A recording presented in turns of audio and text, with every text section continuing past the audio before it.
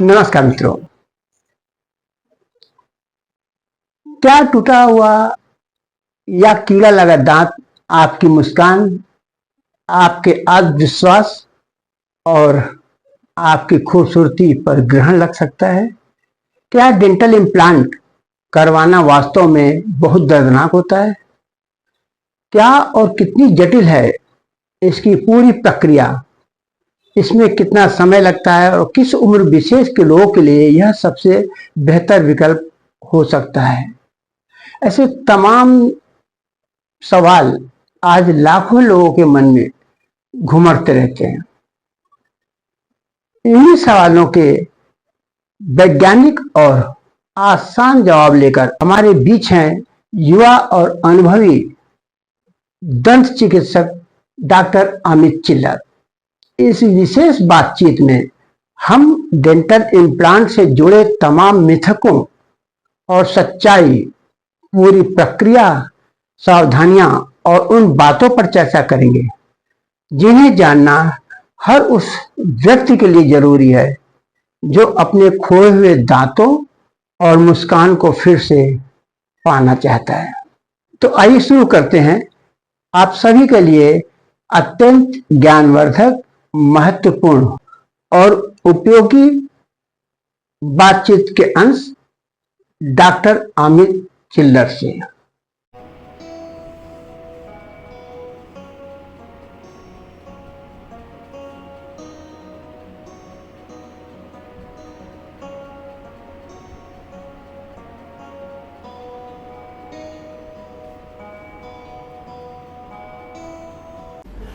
नमस्कार डॉक्टर साहब। नमस्कार सर।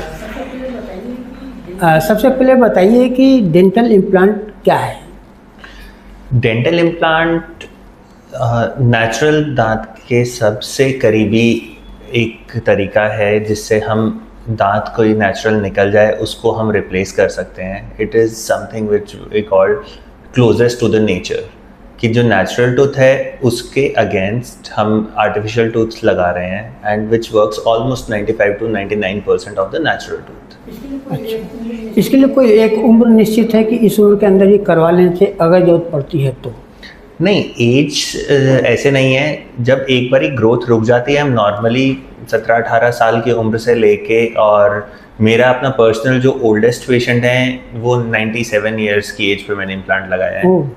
अभी उनकी एज ऑलमोस्ट 99 हो गई है और 2 साल पहले मैंने उनका इम्प्लांट किया था। आपको लगता है कि 97 उम्र भी लॉजिकली सही है? बिल्कुल। अब बेसिकली इम्प्लांट के लिए जो, जैसे हम इंडिकेशंस, कॉन्ट्राइंडिकेशंस की बात करते हैं जी। इंडिकेशन ये है कि हमारे पास हेल्दी बोन होनी चाहिए, पेशेंट का मेंटेनेंस, हाइजीन मेंटेनेंस सब ठीक होना चाहिए, कोई अनकंट्रोल्ड डायबिटीज़ नहीं होनी चाहिए, या फिर हम कोई ऐसी डिजीज़ नहीं होनी चाहिए जैसे बिस्फॉस्फोनेट्स करके एक दवाई आती है जो इम्प्लांट की हड्डी के साथ जो जुड़ता है 3 महीने, जो बोन हीलिंग में लगते हैं, ऑस्टियो इंटीग्रेशन हम जिस चीज़ को बोलते हैं, वो ऑस्टियो इंटीग्रेशन में कोई चीज़ अगर नहीं प्रॉब्लम क्रिएट कर रही तो वो हम कर सकते हैं। आम तौर पे देखें तो अनकंट्रोल्ड डायबिटीज़ एक सबसे बड़ा दुश्मन कह सकते हैं। ये इम्प्लांट की जो प्रोसेसिंग है कितने दिन की होती है? इम्प्लांट अलग अलग टाइप के होते हैं। हम इमीडिएट लोड कर सकते हैं। अगर 2 सिनेरियो समझिए आप। जैसे एक तो है कि पेशेंट का दांत टूट गया, उसकी जड़ बची हुई है, हमने उसको निकाला, हमने हाथ जो जड़ जिस हड्डी में है वहाँ पे ही हमने उसको थोड़ा सा मॉडिफाई करके उसमें इम्प्लांट लगा दिया, उसको हम इमीडिएट इम्प्लांट बोलते हैं जी।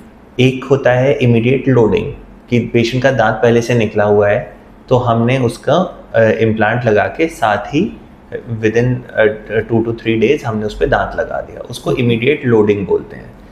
कई बार क्या होता है कि जैसे कोई पेशेंट है जिसके कोई भी दांत नहीं है, हमने सारे दांत रिप्लेस किया हमें करने हैं, तो हम ऑल ऑन 4 या ऑल ऑन 6, मतलब 4 इम्प्लांट्स के ऊपर सारे दांत या 6 इम्प्लांट्स के ऊपर सारे दांत लगाते हैं, हम उसको भी इमीडिएटली टेम्पोराइज कर सकते हैं। मतलब हम पेशेंट अगर आज आया है, हमने उसके जो दांत टूटे हुए थे, ख़राब थे, वो सब निकाला, इम्प्लांट्स लगाए, साथ के साथ हम उसको एक टेम्परेरी डेंचर उसके साथ अटैच करके दे सकते हैं कि पेशेंट पहले ही दिन से खाना शुरू हो सके। अच्छा, ये प्रोसेसिंग के दरमियान मैंने देखा कि आप स्क्रू लगाते हैं, तो स्क्रू मेटल का होता है? टाइटेनियम।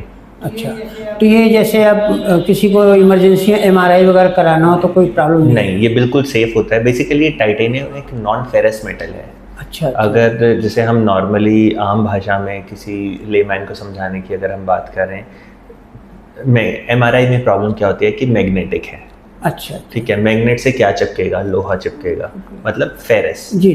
तो टाइटेनियम हमारा नोबल मेटल होता है और नॉन फेरस मेटल होता है वो। ओके। तो वो MRI मशीन में नहीं चिपकेगा। अच्छा, टेक्नीशियन को या डॉक्टर को हमें डिस्क्लोज ज़रूर करना चाहिए कि हमारा इम्प्लांट लगा हुआ है। उसके पीछे रीज़न ये नहीं है कि MRI नहीं हो सकता। कई बार क्या होता है कि उसकी शैडो कोई आ रही है, उसको मिसडायग्नोज ना करें, इसलिए उनको पता होना चाहिए। उनको पता होना चाहिए ताकि हमारा डायग्नोसिस ठीक से हो पाए। सही तरीके से। आपके हिसाब से पूरी प्रोसेसिंग कितना पेनलेस है?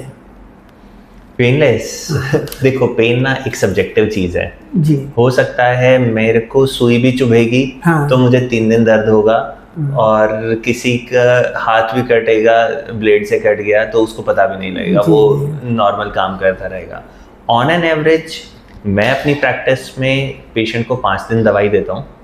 मैं ये बोलता हूँ कि 2 दिन आप ले लेना पेन किलर, उसके बाद ज़रूरत हो तो लेना, नहीं तो नहीं लेना। अगर हम स्टेराइल एनवायरनमेंट में काम कर रहे हैं, स्टेरलाइजेशन, साफ़ सफाई का ध्यान रख रहे हैं, प्रोसीजर हमारा स्टेराइल है, कोई इन्फेक्शन नहीं हो रहा है, हमने प्रोसीजर ठीक से किया है, तो मुझे नहीं लगता कि 2 दिन के बाद किसी भी पेशेंट को पेन किलर की ज़रूरत पड़ती है। चाहे वो 5 महीने की हो, 6 महीने की हो, या 3-4 महीने जो भी हो, उसमें किस काम के लिए मरीज को आप बाहर भेजते हैं? कोई ऐसी चीज़ भी है जिसके लिए आपको बाहर भेजना पड़ता है मरीज को? नहीं, हमारे यहाँ पे सब कुछ एक ही जगह पे हो जाता है। पेशेंट आएगा, चाहे उसको पहले दांत निकलवा रखा हो या फिर आज कोई दांत टूटा है उसको रिप्लेस करना हो, वहाँ से लेकर और दांत लगने तक पेशेंट को कहीं और जाने की ज़रूरत नहीं है। लैब वर्क है, क्राउन्स हैं, वो सब है, वो सब हमारा पार्ट है। अच्छा, पेशेंट के लिए हम we are one stop solution. ये डेंटल एक बार इम्प्लांट हो गया आपका दांत, उसके बाद उसकी जो लाइफ होती है कितनी होती है? देखो, जो लाइफ फिर अगर आप ये ऐसे समझो कि लाइफ हम किस चीज़ को मानते हैं, मैं लाइफ इस चीज़ को मानता हूँ कि वो दांत कब तक फंक्शनल है।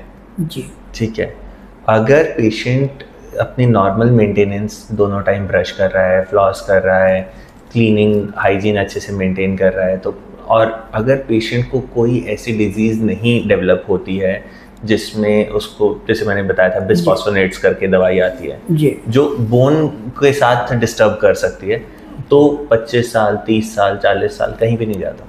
इंस्ट्रक्शन आप देना चाहते हैं जब सारा डेंटल प्रोसेस आपका हो गया इम्प्लांट का, तो क्या क्या उनको मतलब ध्यान देना चाहिए, किन किन बातों का ध्यान देना चाहिए? देखो, पेशेंट को सबसे पहले तो इग्नोर नहीं करना चाहिए किसी भी साइन को। अच्छा, अगर पेशेंट को कोई तकलीफ हो रही है, जैसे हिंदुस्तान में हम क्या करते हैं, अगर मुझे दर्द नहीं है तो मैं ठीक हूँ, ऐसा नहीं है। अगर कोई तकलीफ है, डिस्कस ज़रूर करो। हो सकता है वो कुछ भी ना हो सकता है कोई वो एक बड़ी चीज़ डेवलप हो रही। एक समय था जब लोग नकली दांत लगा लेते थे, फिर निकालते थे अपना, वो मतलब बहुत पॉपुलर था।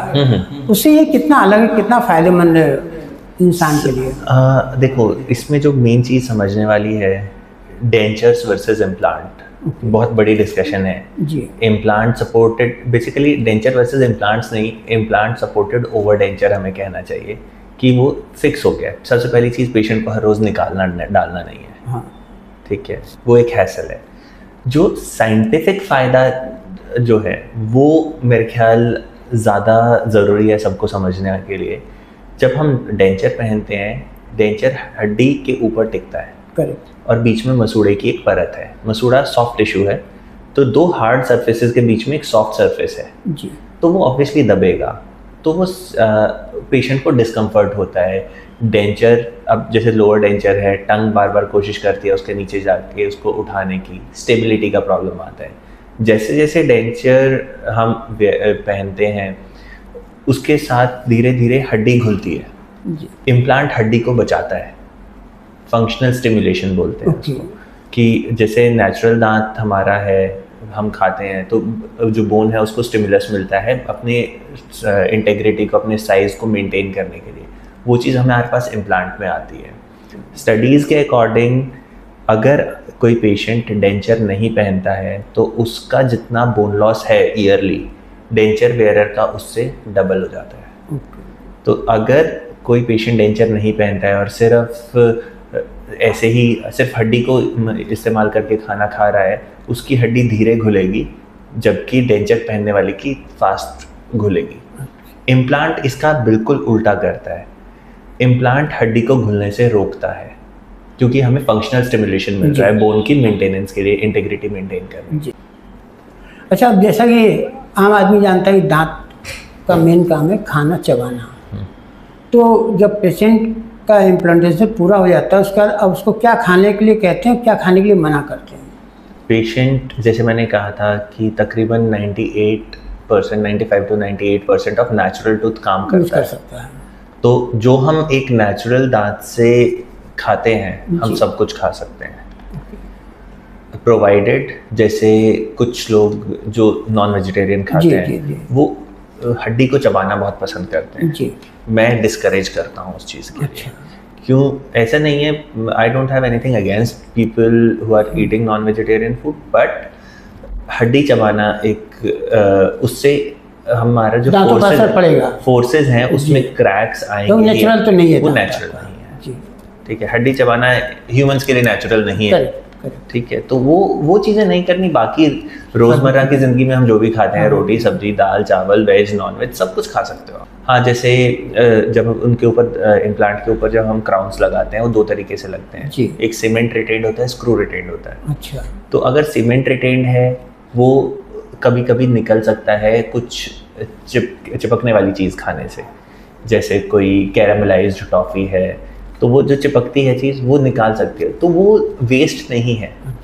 मैं हमेशा पेशेंट को बताता हूँ अगर कभी क्राउन निकलता है आप वापस ले आओ, वही क्राउन लग जाएगा, हमें बस साफ करना है और एडेसिव से दोबारा चिपका देना है। तो उसमें कभी भी हमारे को ये प्रॉब्लम नहीं आती कि हमारा क्राउन वेस्ट हो गया या इम्प्लांट वेस्ट हो गया। और स्क्रू रिटेन में तो खैर निकलता ही नहीं है, वो it is attached to the implant. Thank you doctor साहब, मोस्ट वेलकम सर, अच्छा समय दिया। Thank you.